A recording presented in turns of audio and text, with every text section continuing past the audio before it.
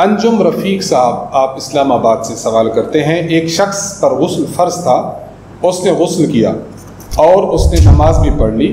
नमाज के बाद देखा तो हाथ पर एल्फी लगी हुई थी। अब ये शख्स नमाज दोहराए या पहले से पढ़ी हुई नमाज काफ़ी है? नीज़ का गुस्ल भी दोबारा करना होगा या नहीं?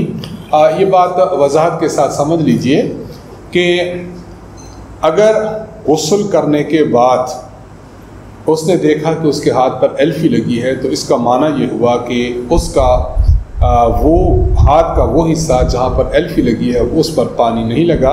गुस्ल के 3 फ़राइज़ में से मसलन एक फ़र्ज़ के अच्छी तरह कुली करना, नाक की नरम हड्डी तक पानी चढ़ाना और पूरे बदन पर एक मरतबा पानी फेरना, तो एक छोटा सा हिस्सा इसके बदन का ऐसा रहा जहाँ पर इसने पानी नहीं पहुँचाया, तो शरअन इसका गुस्ल नहीं हुआ।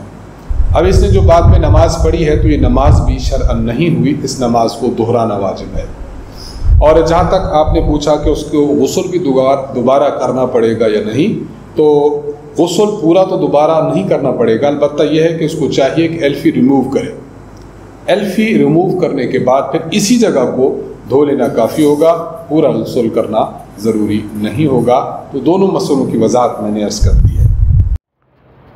जो अहबाब हमें अपने सवालात भेजना चाहें, हमारा ईमेल एड्रेस नोट फरमाएं, markaz.edu87@gmail.com। उर्दू ज़ुबान में अपना सवाल लिख भेजिए, इंशाअल्लाह मरकज़ की जानिब से इसका जवाब दे दिया जाएगा।